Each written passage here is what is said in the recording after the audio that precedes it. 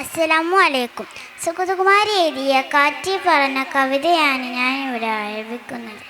മുല്ലപ്പൂ തള്ളിക്കൊഴിച്ച കാറ്റേ, കള്ളനെ പോലെ മറഞ്ഞ കാറ്റേ, നിൻമുഖം കാണുവാനെത്ര നാളായി, മരത്തിണ്ണയിൽ ഞാനിരിപ്പൂ, എങ്ങുമേ കാണുവാനില്ല പക്ഷേ, ഉമ്മ വയ്ക്കുന്നു നീയൻ കവിളിൽ, ഒന്നെൻ്റെ കൺമുന്നിൽ വന്നു കൂടെ, ഒന്നിച്ചൊരൽപ്പം കളിച്ചുകൂടെ.